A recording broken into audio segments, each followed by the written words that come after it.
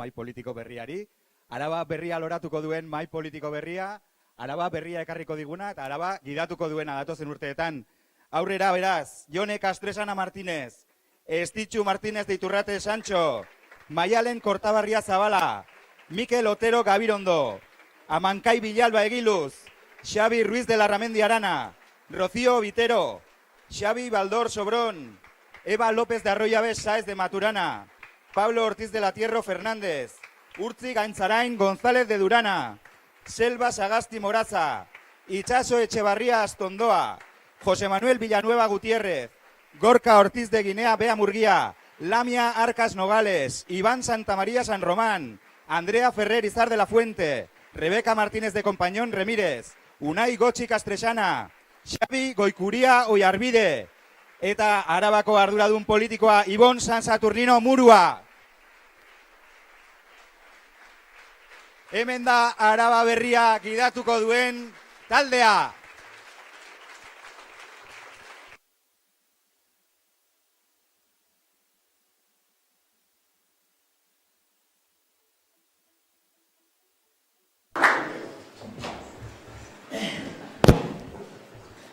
Bueno, egunon guztioi, eskerrik asko, larun bat honetan hemen egoteagatik. Atzo izan zela dirudi, baina 2 urte pasa dira, 2 urte.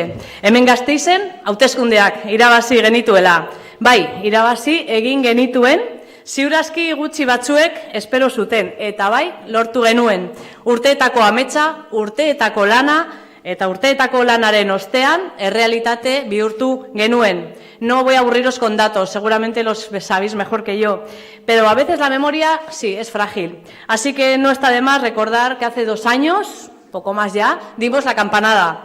EH Bildu izan zen indar bozkatuena lurraldeko 53 udalerrietatik 19. Lehen indarra izan zen Arabako udal hauteskundetan eta garaie izan zen Gasteizen ere bai. Baita ere, Laudion, Agurainen eta Oionen bezalako udalerri handietan.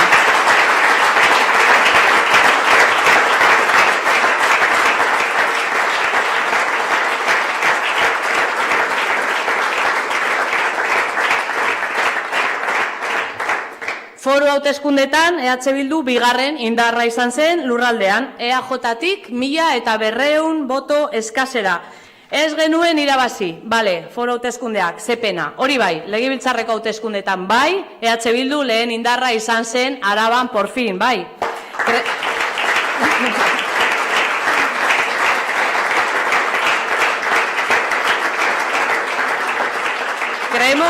Creemos que hace 2 años ya los alaveses, las alavesas, bueno, pues dijeron claramente la realidad y bueno, se quedó reflejado en las urnas, ¿no? Araba quería avanzar en soberanismo, Araba quería avanzar también en políticas progresistas y por eso ofrecimos acuerdos amplios, muy amplios, que respondieran a esas mayorías. Pero el PNV y el PSE, bueno, pues hicieron oídos sordos y apostaron por un modelo excluyente y allá donde no les daban los números, bueno, pues no tuvieron ningún reparo en recurrir al Partido Popular para acaparar el mayor número de alcaldías posibles. Ese es su modelo.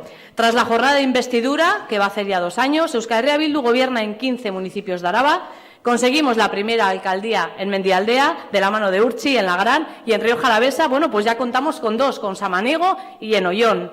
Así que podríamos decir que solo nos falta por conquistar Añana, pero en Cuartango, por cierto, ya hemos ganado las 2 últimas elecciones municipales y lo dicho, todo vale para acaparar alcaldías. Eta zer egin dugu azken 2 urte hauetan? Ba bueno, lidergo instituzionala hartu eta demostratu. Gobernutik zein oposiziotik ere bai. Horretan ari gara buru belarri orduz geroztik. Herritarrei entzun, euren kezkei erantzun eta ekimenak eta proposamenak helarazi. Eta lanketa zintzo horretatik heldu dira hainbat akordio asko eta akordio garrantzitsuak.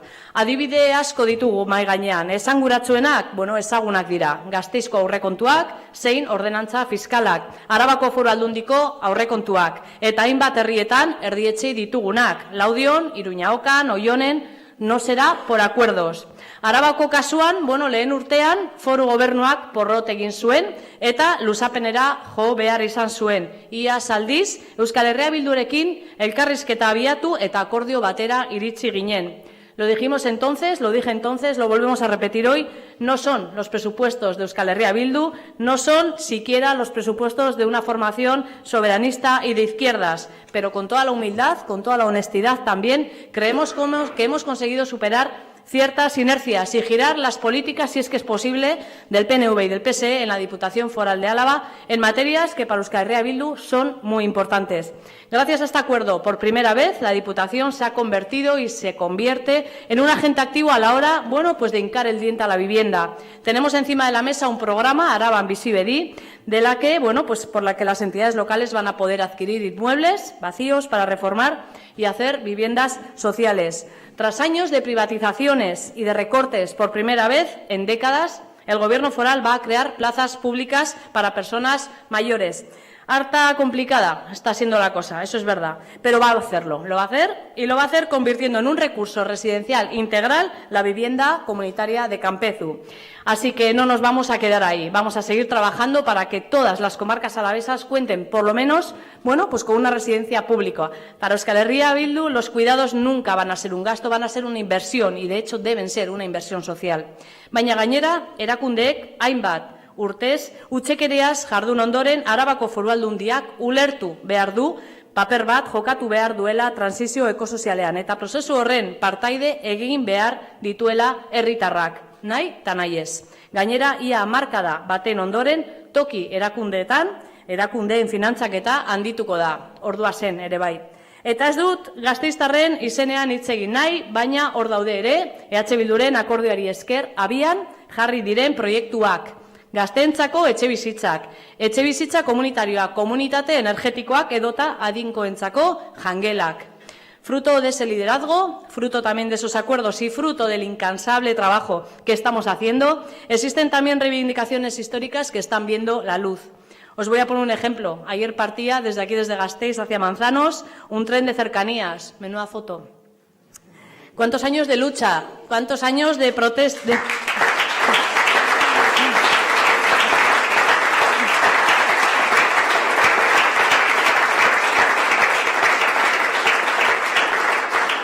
¿Cuántos años de lucha, de reivindicación, de propuestas, de debates, de contradicciones también ahí por fuera? ¿Y cuántas instituciones implicadas en este proyecto? Ayer hablábamos que era en el 2013, cuando ya estábamos haciendo ruedas de prensa pidiendo un tren social en Araba. ¿Cuántas veces hemos oído que era imposible? ¿Cuántas? Que no era rentable, que no había demanda. Bueno, pues ayer ya se puso en marcha ese tren y nosotras y nosotros cogemos el firme compromiso de mejorarlo. No puede ser, además, de otra manera. ¿Os acordáis de Arabatrán? A mí ya me suena. Ese nuevo tren de cercanías es muy parecido a Arabatrán, pero todavía seguimos y tenemos que seguir insistiendo para que llegue a los polígonos industriales, para que llegue también a la zona de Salburua, a Zabalgana, a los nuevos barrios de Gasteiz. ¿Es posible? Vaya que sí es posible y vamos a seguir en ello. Akordioetara iristeko gaitasuna dugula aipatu dizuet lehen, eta hala da, baina akordioak gero bete egin behar dira, eta ez pentsa erreza denik. Zintzoak izan da, egungo gobernuek, EH Bilduren atea jotzen dute beste aukerarik ez dutenean. Jakin badakite, Euskal Herria Bildurekin lortutako akordioak ez direla merkeak, herritarren interesak eta beharrak lehenesten ditugulako. Behartuta egiten dituzte. Eta gero, kostatzen zaie, hitza betetzea eta proiektuak gauzatzea. Eta horretan ari gara buru belarri, oso zaila. Eso es lo que ha pasado, por ejemplo, con el acuerdo en materia de fiscalidad. Llevábamos una década diciendo que debíamos afrontar y que debemos afrontar una reforma fiscal que mire a los países más avanzados de Europa, que permita mantener unos servicios públicos y de calidad y que sirva para dar respuesta con garantía a los grandes retos que tenemos como país. Incluso llegamos a un principio de acuerdo en Guipúzcoa con la ponencia de la fiscalidad. Bueno, pues esa reforma fiscal no ha sido tal, se ha convertido en un maquillaje fiscal, en una revisión. Los socios de gobierno se impusieron entre ellos vetos cruzados y el acuerdo, pues salió con la fuerza más minoritaria de las 3 cámaras forales. Para nosotros y nosotras, pues sencillo, una oportunidad absolutamente perdida. Duela 2 urte esaten genuen maite duzun Araba, kanpaina horretan, egitera gindoazela, unea zela, 2 urte geroago konpromisoa berdina dugu. Baina apenas ikusten dugu, maite dugun Araba hori geldirik dagoela. Eta gaurko egoeran, geldirik egotea, atzera egitea da.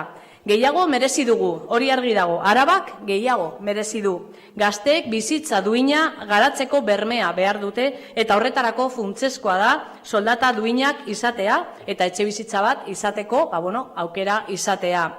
Zainduak izatea eskubidea dugu eta zaintza horiek kalitatezkoak izan behar dira eta zaintzaile noski. Horiek lan baldintza duinak izan behar dituzte. Langileek ez dute bizitza galdu behar euren lan tokietan. Ez da onargarria aste batean, aste honetan, 4 langile bizitza galtzea lanean zeuden bitartean. Ez da onargarria eta prekarietatea da askotan erruduna. Euskaraz bizitzeko eskubidea izan behar dugu, gure lurraldea ere zaindu behar dugu, gure lur emankorrak babestu behar ditugu eta, aldi berean, transizio ekosozial justu batiekin behar diogu. Gure lurraldea kohesionatu behar dugu eta herriak bizirik behar eta nahi ditugu. Eta gure egun sozioekonomikoa garai berrietara egokitu behar dugu. Aquí voy a hacer un inciso. Araba, Euskal Herria necesita un nuevo modelo socioeconómico, necesita que se responda a las necesidades del siglo XXI. La industria del territorio se está quedando poco a poco obsoleta y necesitamos descarbonizarla y se tiene que diversificar el tejido industrial. Pero eso no va a pasar nunca, nunca por la industria armamentística. Hacer armas no va a ser nunca la solución para la industria del territorio ni del país. Y aquí también hemos sido propositivos.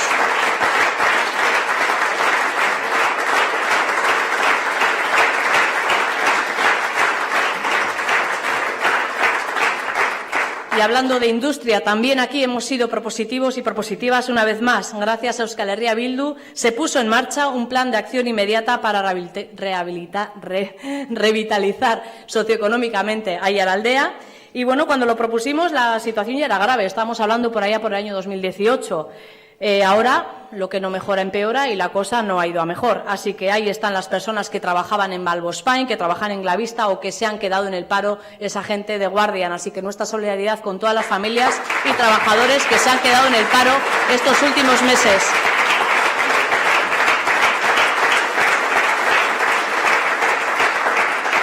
Y hablando de ese PAI, de ese plan de actuación inmediata, se ha convertido en un plan de ejecución interminable. En Aiaraldea no se puede esperar más. Urge tomar medidas y además urge tomar medidas contando con los agentes socioeconómicos de Aiaraldea. Beraz, eskua luzatuta izango dugu herrialde osoan herritarren bizitza hobetuko duten akordioetara iristeko. Eskua luzatuta eta guk zutunik jarraituko dugu. Araba hobea bultzatzeko? Pues zutunik. Askatasunaren bidean ere bai, zutunik. Eta bide hori egiteko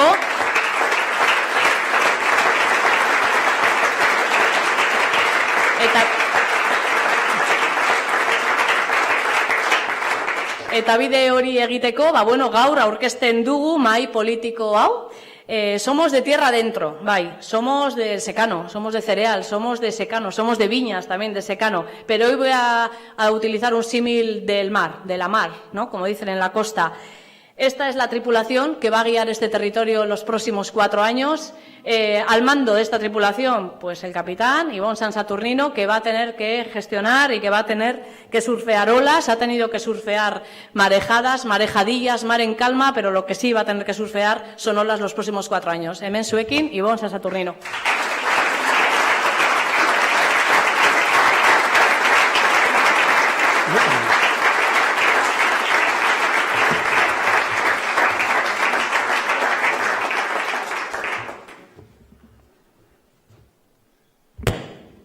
Zein da ikutu. Eguerdion, bakizu hau ez dela nire fazetarik onena, baina tira, saiatuko gara egiten. Lehenik eta behin, eguerdion eta eskerrik asko gaur egiten duen eguraldi ederrarekin ona etortzea gatik, eta bestelako plan batzuei uko egitea gatik, gaur egun ederra dago igerilekura joateko, mendira joateko, edo dena delakoa. Zuena bai konpromisoa hemen egotearekin, eskerrik asko. Baina tira, ikusita kanpoan dagoen beroa eta igerilekuetako belarra eta lorategia nola dagoen, tira, hemen ere fresko gaude eta ez gaude horren gaizki.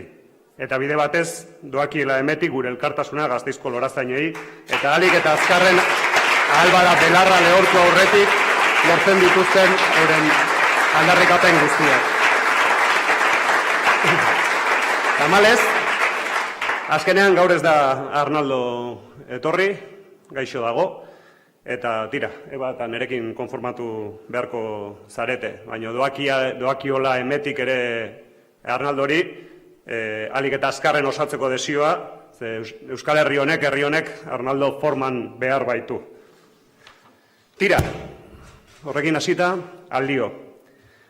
Gaur pozik, ilusioz, eta kide batek leheno batzarrean esaten zuen bezala, emozioz, beteta elkartzen gara Gasteizko bilgune berrian kongresuaren herrialdeko faseari amaiera emateko.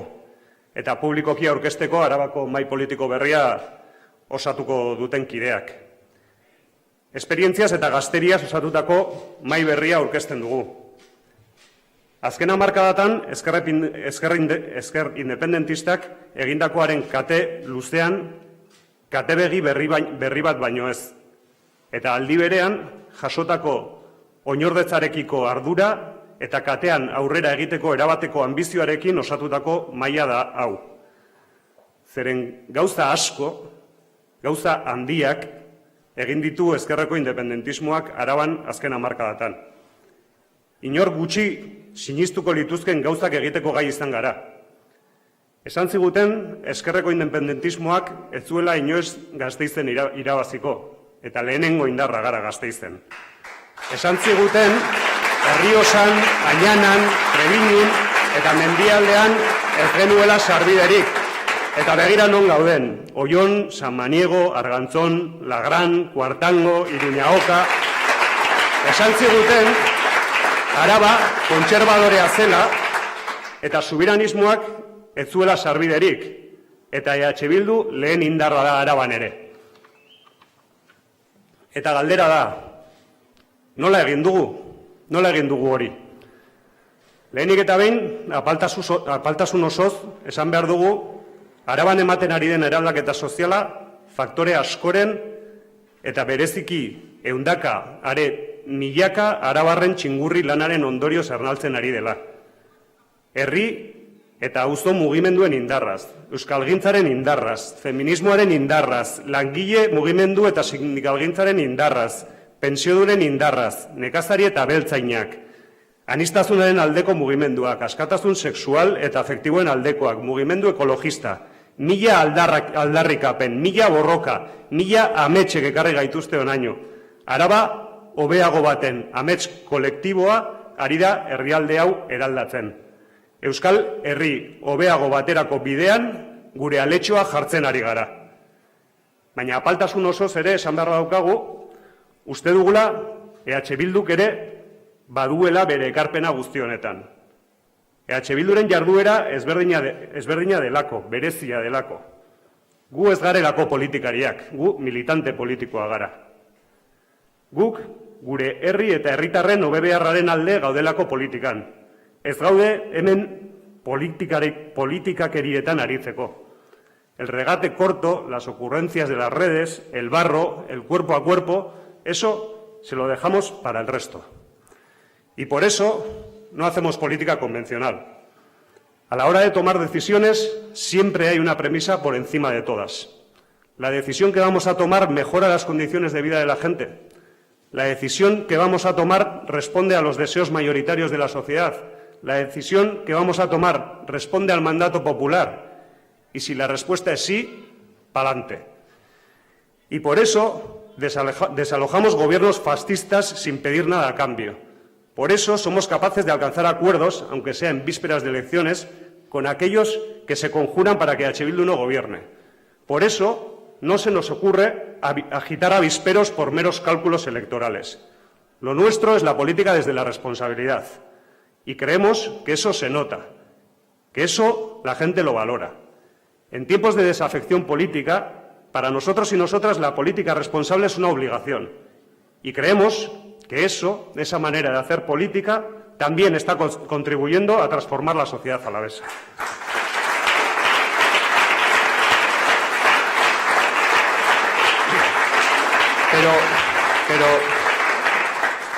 Pero como dijo un gigante, como dijo el gran Pepe Mújica, no se vive de nostalgias ni de recuerdos, sino de porvenir.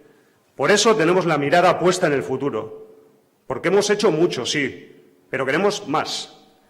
Queremos acelerar la construcción de un país mejor, de una Araba mejor, y por eso, en estos tiempos de incertidumbres, en estos tiempos líquidos, cuando no gaseosos, estos tiempos de inmediatismo político, es fundamental mantener firme el timón, tener claro hacia dónde nos dirigimos, ofrecer seguridad y certidumbres a la sociedad, porque no tener un proyecto claro nos lleva al estancamiento, y en estos tiempos de cambios acelerados, estar quietos es quedarse atrás. EH Bilduk argi ditu Arabako erronka nagusiak eta eskua luzatua euren inguruko adostasunak arilkatzeko. Guretzat, 6 dira hurrengo hamarkadatan askatu beharreko korapiloak, landu beharreko lehentasunak. Lehenengoa, el primero, bienestar y derechos básicos para la construcción de proyectos de vida dignos. Agerikoa da, oinarrizko zerbitzu eta eskubideetan geroz eta zailtasun handiagoak ditugula, atzera goazela, etxebizitza, zaintzak, osasungintza, hezkuntza. Herritarren kezka nagusia bilakatu dira eremu guzti hauek eta atzera ezina da inflexio puntu bat ezartzea gai hauekiko politika publikoetan. Kalitatezko zerbitzu publikoak bermatuko dituen norabide berri bat eman behar zaie politika publikoei. Herritar guztien ongizatea bermatuko duen hortzimuga berri bat. Bigarren lehentasuna, creación y reparto de la riqueza. También se multiplican las dificultades para el tejido socioeconómico alavés, que soporta en gran medida nuestro bienestar. La necesidad de transformar nuestra industria, altamente dependiente de los combustibles fósiles, automoción, aeronáutica, oil and gas, las cada vez mayores dificultades del sector vitivinícola y las consecuencias que tiene en Rioja Alavesa, el envejecimiento y la falta de relevo generacional en el sector primario, y a todo esto se suma la guerra comercial a nivel global y la guerra arancelaria a nivel global, y con ello el riesgo de enfriamiento de la economía o la competencia con productos de otros países, especialmente con los productos procedentes de Asia. La preservación y reconversión del tejido industrial y la transición de nuestro sector primario hacia un modelo agroecológico y de cercanía será fundamental en el futuro. Pero la creación de la riqueza debe ir ligado al reparto justo de la misma. Condiciones laborales dignas, salarios dignos y una verdadera reforma fiscal que nos acerque a estándares europeos siguen siendo nuestras prioridades. Hirugarrena, emergencia climática y transición ecosocial. Iaz, lehen aldiz gainditu zen Parisko akordioak esartzen zuen 1,5 graduko beroketa globala. Gure gizartearen deskarbonizazioa eta gure energia konsumoaren murrizketa lehentasunezko erronka da guretzat.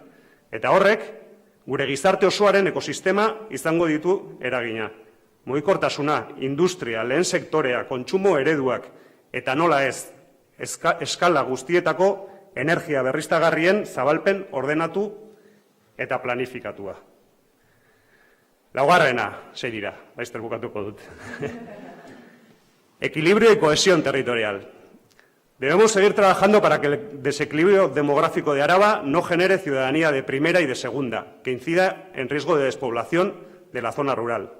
Hay que revitalizar el territorio, dotarlo de infraestructuras y servicios, garantizar financiación suficiente para que las entidades locales desarrollen sus propias competencias y puedan desarrollar también planes estratégicos de futuro. Invertir en cohesión territorial es invertir en un futuro mejor para todos y todas. Y en este punto quiero también hacer una mención especial al enclave de Treviño, ya que un agujero administrativo de 280 kilómetros cuadrados resulta un problema no solo para los derechos y los servicios de la ciudadanía que vive en él, sino también para la cohesión y el equilibrio territorial del conjunto de Araba. 27 años después de la consulta popular en Treviño y 11 años después de la iniciativa legislativa debatida en el Congreso de los Diputados, creemos que es hora de retomar con nuevo impulso la reivindicación de la integración de Treviño y Argantzún en Araba. Ha llegado el momento de superar los convenios y los protocolos de colaboración con Burgos y Castilla y León y dar una solución definitiva al contencioso de Treviño. Hoy queremos hacer llegar a la ciudadanía del enclave que siempre podrán contar con EH Bildu para volver a poner esta reivindicación encima de la mesa en el debate público y lograr de una vez por todas la integración de Trebiñu en Araba. EH Bildurentzat, orain eta beti, Trebiñu Araba da. Bosgarrena, reto demográfico. Erronka demografikoak geroz eta garrantzi gehiago hartzen ari den eremua ere bada. Gazteek emantzipaziorako eta bizitza egitasmoak eraikitzeko dituzten zailtasunak, gizartearen zaharkitzeak dakartzan ondorio guztiak, eta azken urteetan zabaldutako migrazio fluxu berriek sortzen dituzten aukera eta erronkei aurre egitea lehentasunak izango dira datozen urteotan. Are gehiago, desoreka demografiko nabarmenak dituen Araba honetan. Zentzu horretan, gaur, ongietorria eman nahi diogu aurkeztu berri den Gasteiz anitza herri eragile berriari. Aurretik egin bezala beste behin ere gasteiztar gizartea antolatu eginda gizarte justu, orekatu eta anitz baten alde. Herritar guztiak eskubide eta betebehar berdine jabe direla defendatuz. Beste behin aldarrikatzeko, orain 10 urte gora Gasteizek egin zuen bezala, que no todo vale por un puñado de votos.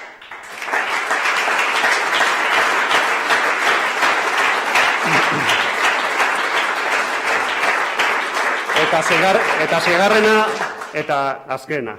Lucha cultural y lucha de valores. Garai ilunak zabaltzen ari dira gure inguruan. Autoritarismoa eta ultraeskuinaren mamua indarra hartzen ari da mundu mailan eta baita Europan ere. Borroka kultural betean bizi gara eta ezin diogu ezin ikusiarena egin. Zorionez, balio positiboak sakonki errotuak dituen gizartea da euskal gizartea eta baita arabar gizartea ere. Hamarkadetako lanaren ondorioz, berdintasuna, elkartasuna, aniztasuna eta justizia bezalako balioak gure gizartean errotuta daude. Baina oldarraldia indartsua da eta bere sustatzaileak boteretsuak. Horregatik diogu, balio hori guztiak zaindu eta elikatzea guztion ardura ere badela. Eta EH Bildun ematen ari den borroka kulturalari aurre egiteko prest gaudela. Haue dira guretzat garaiko erronkak. Eta erronka hauei aurre egiteko errezeta ezberdinen arteko akordio zabalak. No hay otra forma de hacer frente a los retos de época que alcanzar grandes acuerdos de país, grandes acuerdos entre diferentes. Bidea argi daukagu. Eta naiz eta aste honetan bertan EAJaren bozeramalea den Diez jauna irrati elkarrizketa batean Alderdi Popularrari bere sozio potentzial bezala zuzendu, edo atzo bertan Ipiñazar andereak Madril edo Bruselan ordezkaritza nazionalak erdiesteko bideari ateak itxi, guk bidea argi daukagu. EH Bilduk Euskal Herri osoari eskua zabaltzen jarraituko du gure aitortza nazionalean aurrera egiteko eta garaiko erronkei herri erantzunak adosteko. Sinistuta bai gaude, hori dela bide bakarra aurrera egiteko. No vamos a cejar en nuestras convicciones. No vamos a cejar en nuestras convicciones. Aunque esta misma semana, en la radio, el portavoz del PNV, señor Díez, se dirige al Partido Popular como su socio potencial, o ayer mismo la señora Ipiñazar cierre la puerta a acuerdos para alcanzar una representación nacional en Madrid o Bruselas, nosotros y nosotras seguiremos tendiendo la mano al conjunto del país para avanzar en el reconocimiento nacional de Euskal Herria y para dar respuesta como nación a los grandes retos de época. Porque para nosotros y nosotras, como para Pepe, la política es la lucha por la felicidad de todos y todas. Borroka horretan gaude eta borroka horretan jarraituko dugu atsedenik gabe. Zeren Maialenek esan ohi duen bezala, gurea askatasuna da. Gurea guztion zoriona da. Eta lortu bitartean, Arnaldo Diegen bezala, altajo. Gora Araba berria, agora Euskal Herria askatuta.